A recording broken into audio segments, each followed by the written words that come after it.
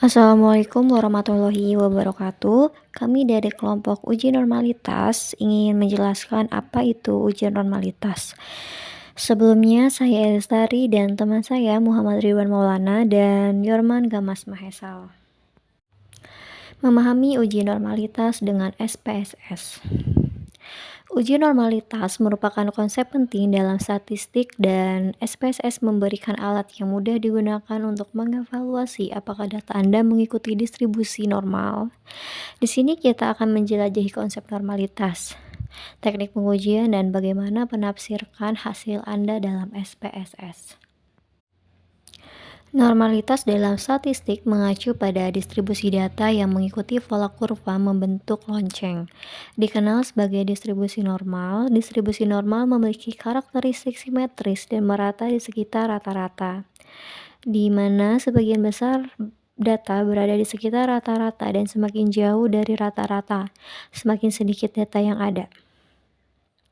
Pentingnya normalitas. Banyak teknik statistik melalui uji T, ANOVA, dan regresi linier mengasumsikan bahwa data mengikuti distribusi normal. Jika data tidak normal, hasilnya mungkin tidak akurat atau tidak valid. Metode pengujian normalitas.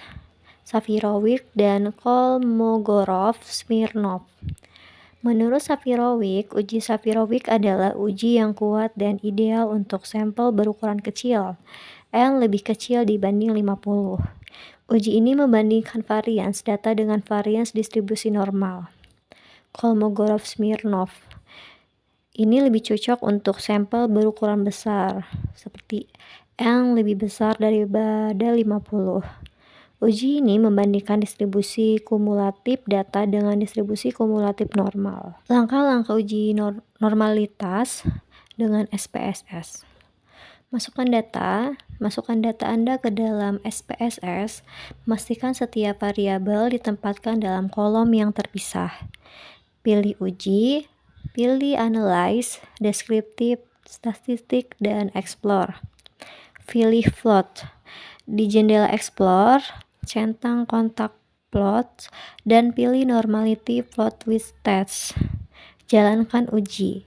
Klik OK untuk menjalankan analisis. SPSS akan menampilkan hasil uji normalitas. Interpretasi hasil uji normalitas Safirovic. Nilai P. Perhatikan nilai P. Jika nilai P lebih besar dari 0,05, maka data Anda dapat dianggap normal. Jika nilai P lebih kecil dari 0,05, maka data Anda tidak normal. Nomor 2, statistik uji. Nilai statistik uji menunjukkan seberapa jauh data Anda menyimpang dari distribusi normal. Interpretasi hasil uji normalitas Kolmogorov-Smirnov. Pertama, nilai P.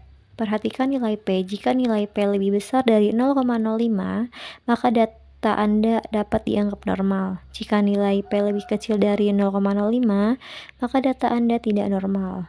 2. Statistik uji menunjukkan seberapa jauh distribusi kumulatif data Anda menyimpang dari distribusi kumulatif normal. Penggunaan grafik untuk deteksi normalitas. Kiki plot. Kiki plot membandingkan kuantil data Anda dengan kuantil distribusi normal. Jika data Anda normal, titik-titik pada Kiki plot akan membentuk garis lurus. Histogram. Histogram menggambarkan distribusi data Anda. Jika data Anda normal, histogram akan menyerupai kurva berbentuk lonceng. Penggunaan data tidak normal. Identifikasi outlier. Yang pertama, identifikasi outlier. Kedua, hapus outlier. Jika outlier disebabkan oleh kesalahan input data, Anda dapat menghapusnya. Ketiga, transformasi data. Jika outlier disebabkan oleh variasi data yang besar, Anda dapat mentransformasi data untuk mengurangi pengaruhnya. Kesimpulan dan rekomendasi. Memahami uji normalitas merupakan langkah penting dalam analisis data statistik. Dengan menggunakan SPSS, Anda dapat dengan mudah mengevaluasi normalitas data Anda, menafsirkan hasil, dan jika perlu, mentransformasikan data Anda untuk mencapai normalitas. Pastikan untuk menggunakan metode pengujian yang tepat seperti Safirovic dan Kolmogorov-Smirnov untuk mendapatkan hasil yang akurat.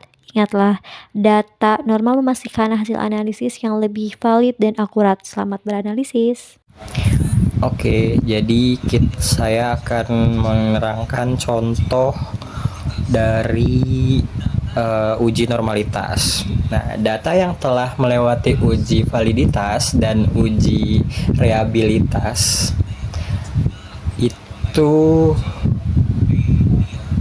tinggal sekarang akan kita uji di normalitas. Nah, caranya itu data tersebut di variabel X dan variabel Y kita pisahkan, lalu kita jumlah dari responden pertama, dari jumlah pertanyaan yang ada di variabel X itu jumlahnya berapa, lalu sama di jumlah variabel Y-nya juga berapa.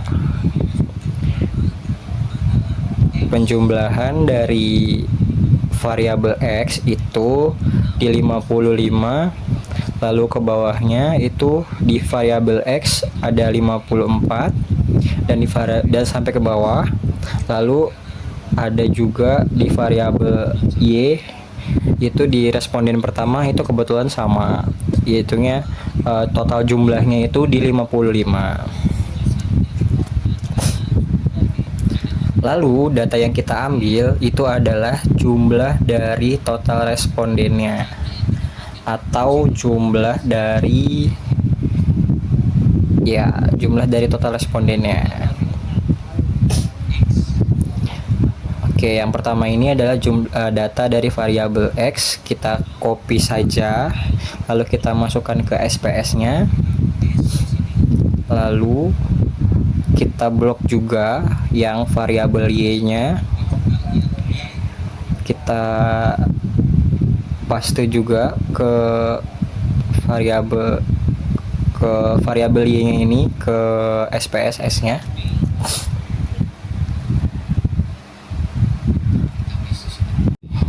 Lalu kita setelah di copy, kita ke variabel view, lalu kita ganti desimalnya menjadi 0 dan measure-nya itu di skala ya.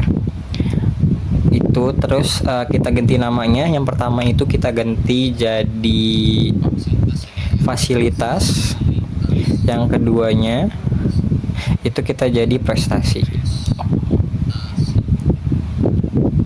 Lalu setelah itu kita uji normalitasnya, kita ke analyze, lalu ke regression, ke linear, lalu kita masukkan fasilitas ke independent dan prestasinya ke dependent. Lalu jangan lupa untuk di save ini kita harus centang di residuals dan centang di unstandarized. Jangan lupa untuk centang itu. Lalu kita klik continue, lalu abaikan yang data pertama, lalu itu semuanya itu kita delete saja. Lognya juga kita cek lagi output di SPS-nya. Yang kolom ketiga kita tinggal klik ke analyze non parametric test, lalu ke legacy dialog dan ke satu sampel KS ya. Lalu kita masukkan yang unstandardized atau yang kolom ketiga ke kanan atau kita variabel, lalu oke. Nah, ini hasil uji dari normalitas. Kita lihat di bagian paling bawah ini dapat angka di 0,868.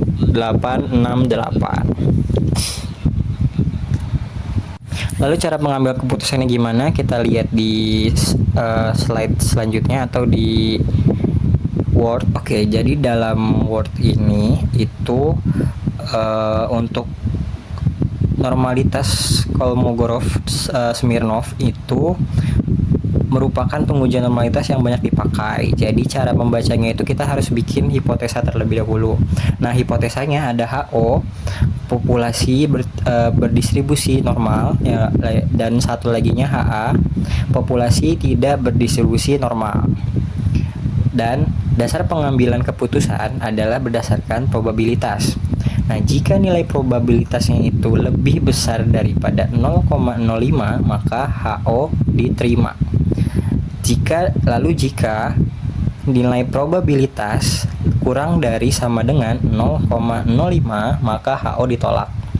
Nah, kita bisa lihat datanya di SPSS-nya itu nilainya dia di 0, atau kita dapat angka 0,868, lebih besar dari 0,05, maka HO diterima. Nah, maka HO yang mengatakan populasi berdistribusi secara normal. Lalu data hasil penelitian ini dikatakan normal atau terdistribusi normal.